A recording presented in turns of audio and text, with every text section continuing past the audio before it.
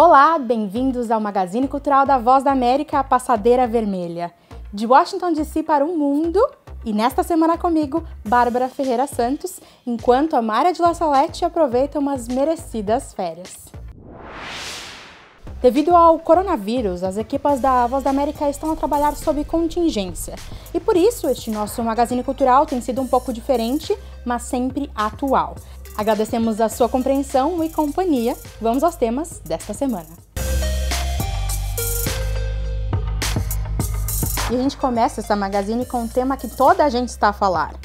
Kanye West resolveu se candidatar à presidência dos Estados Unidos nessas eleições presidenciais.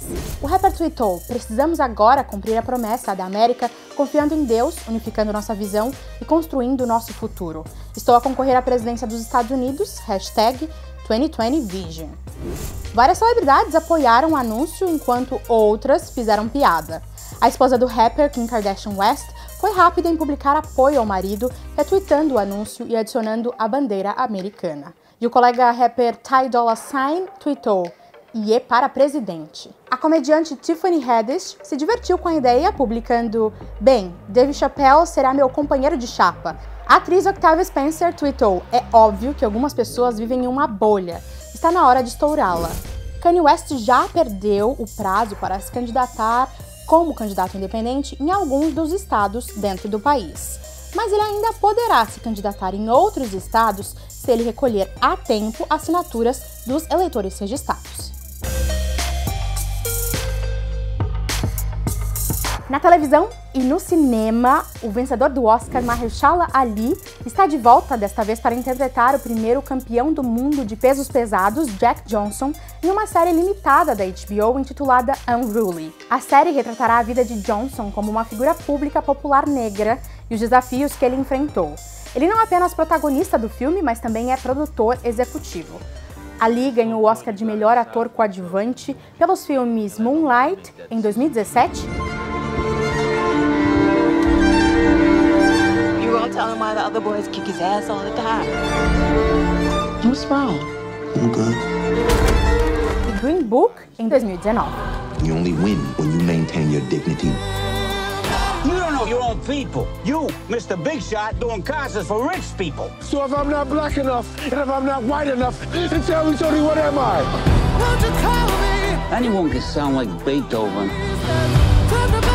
But your music, what you do, only you can do that.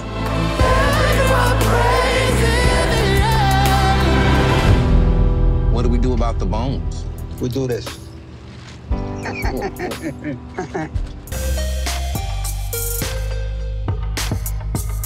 E no Brasil, o documentário Aqui Não Entra a Luz investiga a relação histórica do quarto de empregada que até hoje existe nas casas e apartamentos brasileiros com a senzala, onde os escravos viviam no período de escravidão. O assunto está em pauta no país neste momento não só por causa do movimento Vidas Negras Importam, mas também pelo caso recente da morte do menino Miguel, de 5 anos, que era filho de uma trabalhadora doméstica. Ele morreu depois de ter sido deixado sozinho em um elevador pela patroa da mãe. O caso chocou o país. Agora, as realizadoras do filme estão a recorrer ao financiamento coletivo para finalizar e distribuir o documentário. Mais de 6 milhões de pessoas são trabalhadoras domésticas no Brasil, a maioria delas mulheres negras, a trabalhar em condições precárias. Essa é a realidade mostrada no novo documentário brasileiro Aqui Não Entra a Luz, que investiga a relação histórica do quarto de empregada, que até hoje existe nas casas e apartamentos do Brasil, com a senzala, onde os escravos viviam no período de escravidão. O filme, narrado em primeira pessoa, parte da história da cineasta Caroline Maia, filha de uma trabalhadora doméstica. Parte da minha história, dessas minhas vivências com a minha mãe. E a partir dessas vivências eu investigo essa profissão, esses lugares. Eu não tive contato com quarto de empregado quando era criança, não era uma coisa que fazia parte da minha realidade, nem da minha mãe. Eu fui tomar contato com esse lugar de um jeito um pouco mais simbólico e violento quando eu era já adulta, e eu trabalhava no lugar, e aí minha chefe mencionou que eu deveria dormir num quarto de empregada, numa senzala. Aí, a partir daí, foi que surgiu a minha provocação de investigar esses lugares e entender mais sobre como eles se relacionavam com a mulher negra em si. Além de comparar a arquitetura e a falta de luz desses ambientes, Maia também traz reflexões sobre as relações sociais entre trabalhadores e patrões, além de histórias de mulheres que vivem ou viveram em quartos de empregada. Eu penso que também não é uma coisa que é em vão, é um pensamento estratégico, né? Tipo, são lugares onde pessoas não importantes vão ocupar, não importantes no contexto daquela casa, né? Então, são lugares que não precisam de comodidade. Por exemplo, em casas grandes, a gente foi em casas grandes que tinha, 11 janelas num cômodo só. Enquanto a senzala tinha uma frestinha, assim, bem pequena. Então, é um padrão que segue sendo replicado até a arquitetura moderna. A equipe de filmagem, toda formada por mulheres, viajou por 5 estados brasileiros para recolher essas histórias. Agora, elas estão a recorrer ao financiamento coletivo para terminar e distribuir o filme.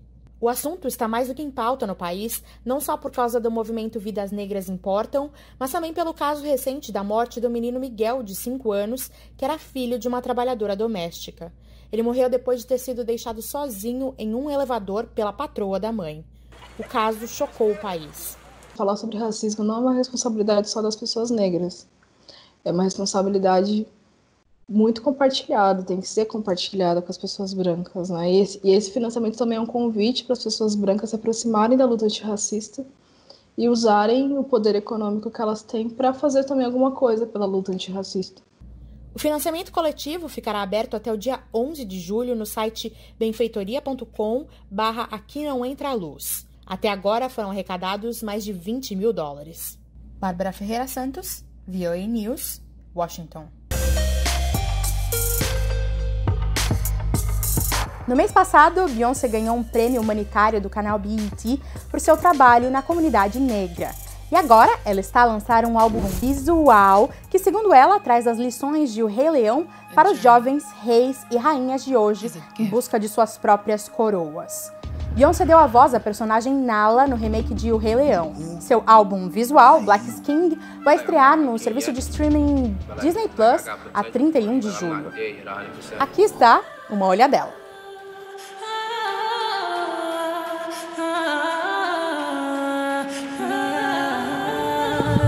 The ancestors never left you.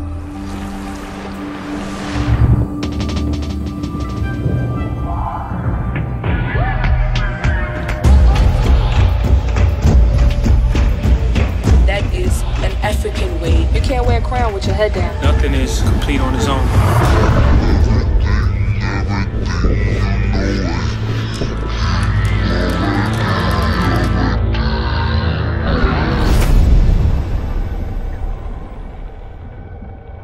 You are the king.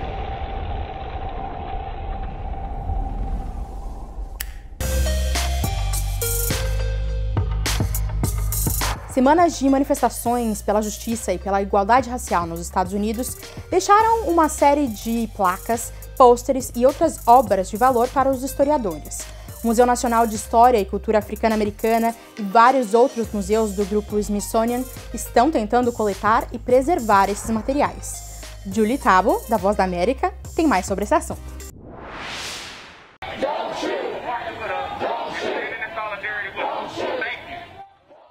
Protestavam um dia após a morte de George Floyd, um negro que morreu em finais de maio em custódia policial no estado de Minnesota.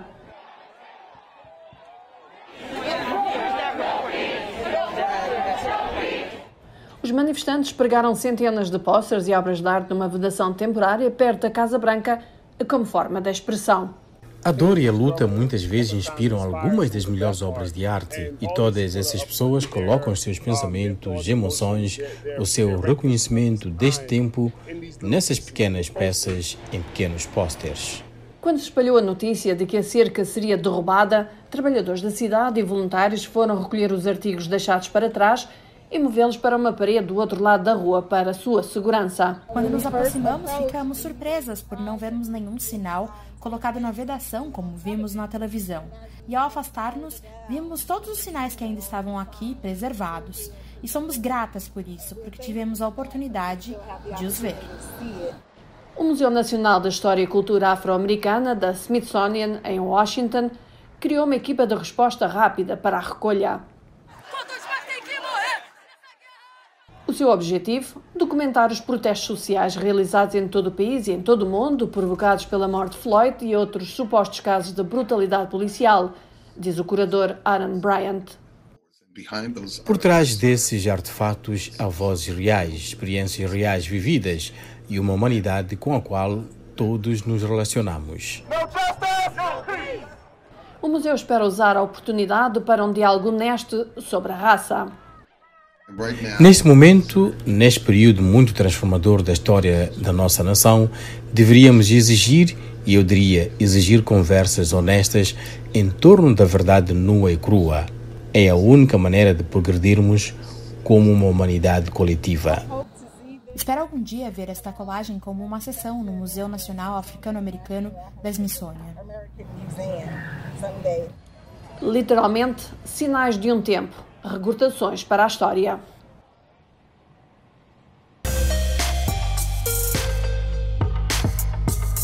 O rapper 21 Savage está a trabalhar em um novo projeto, mas dessa vez não é com a música. O artista vencedor dos Grammy está a lançar um programa de alfabetização financeira online e gratuito para os jovens. Ele está a fazer o possível para ajudar as crianças a tomar boas decisões quando se trata de finanças, principalmente durante a pandemia do coronavírus. Ele postou no Instagram sobre seu novo projeto e escreveu: "Estou a oferecer alfabetização financeira para crianças e famílias em todo o país neste verão com o hashtag #BankAccountAtHome, um programa online gratuito que fornece as ferramentas necessárias para aprender a salvar e fazer dinheiro." O programa Bank Account at Home, que significa conta bancária em casa, é uma parceria com o provedor de serviços bancários Shimi e a plataforma de tecnologia educacional Everfi. O rapper também disse em um comunicado: "Sinto que é mais importante do que nunca dar à nossa próxima geração as ferramentas para ter sucesso." Obrigada pela companhia, continua conosco em www.voaportugues.com e também no Facebook, Twitter e Instagram, sempre @voaportugues. Como diz a minha amiga Mara de La Salete, fica bem, fica em casa.